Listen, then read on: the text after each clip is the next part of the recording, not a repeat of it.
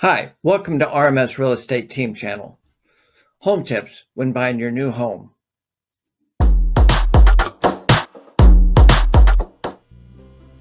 Hi, welcome back to Home Purchasing Tips, the Understanding of the Home Buying Process series. I'm Ron Smith with Realty Executives on the RMS Real Estate Team. In this video, we're going to be talking about the California Residential Purchase Agreement, what we call the RPA. There are 7 documents that make up the purchase offer to be submitted to the seller. You have the disclosure regarding real estate agency relationship, fair housing and discrimination advisory, possible representation of more than one buyer or seller. This is a disclosure and a consent, wire fraud and electronic funds transfer advisory, California Residential Purchase Agreement and joint escrow instructions. This is what the video is all about. Buyer's inspection advisory and California Consumer Privacy Act. Let's go over them one at a time.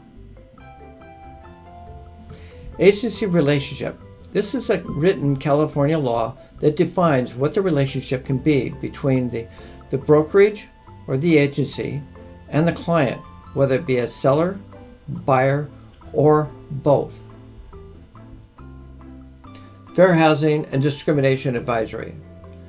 Basically, bottom line, if you're of age defined by law, you have the money, you can have the house.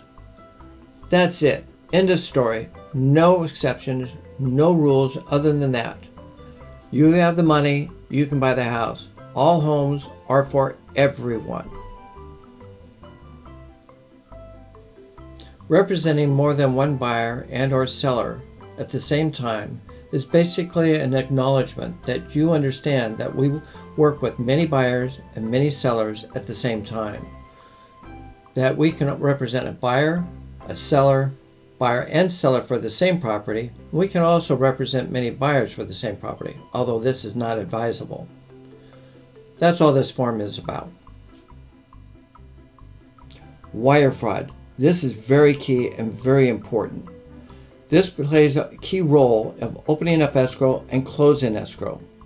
You want to make sure you receive the right instructions at the beginning of escrow and at the close of escrow to wire your money. Wire fraud usually doesn't happen at the opening of escrow for your deposit, but it happens at the end when you wire your remaining balance to escrow. If you have any questions at all about the wiring instructions, make sure you contact your escrow or your agent. The purchase agreement. That's what this video is all about, right? Well, we don't want to go line by line in this video, but we do want to make sure that when we meet with the buyer that they understand all the parts of the contract, so that when they see a house and they want to make an offer, they could be thinking how they want to make the offer to the seller. But there are 3 main areas: the financing, who pays for what, and the time frames. Financing is this how it sounds like. What you're going to offer to the purchase of the home, the financing terms of the loan, and the type of loan. The escrow period. Now, who pays for what is all negotiable. Now, with the seller's market right now, so the buyer may want to pay a little bit more than they normally would in a buyer's market to make their offer more competitive to other offers the seller is going to be receiving. Time periods. Everybody has time periods, both the buyer and seller. The buyer has time periods to be able to complete their loan and be able to do all their investigation of the property. The seller has time periods to be able to complete all their disclosures and give to the buyer. Now, there are other time periods out there, but those are the 2. I hope this helps a little bit generally what the purchase agreement is. Now, currently right now it's 10 pages long, but the next revision is going to be 16 pages. They're hoping to make it a little bit simpler for everybody to read. But we all know when things get simpler, things get more complicated. We'll have to wait and see when the next revision comes out in December. Buyer inspections. Basically, this document says what the buyer can do. Basically, the buyer has a right to almost everything except you cannot break into walls or destroy any kind of the property looking for anything that might be a problem. You can have inspection, a geology inspection, a roof inspection, a whole house inspection, a pool inspection, and it goes on and on and on. So this basically just says to the seller and to you that you have the right to do your inspections. California consumer privacy.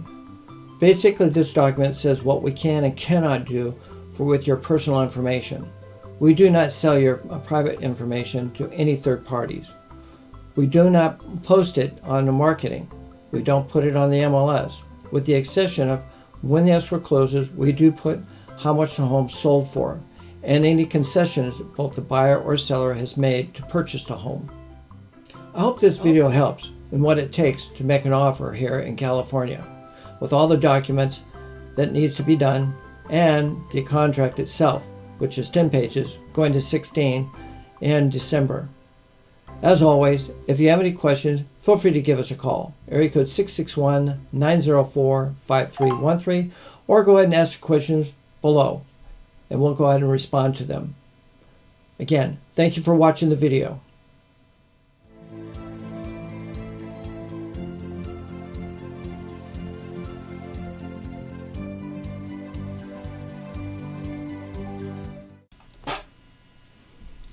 There are 7 documents that make up the purchase offer to be submitted to the seller. You have the disclosure regarding real estate agency relationship, fair housing and discrimination advisory, possible representation of more than one buyer or seller. This is a disclosure and a consent, wire fraud and electronic funds transfer advisory, California residential purchase agreement and joint escrow instructions. This is what the video is all about. Buyer's inspection advisory and California Consumer Privacy Act. Let's go over them one at a time.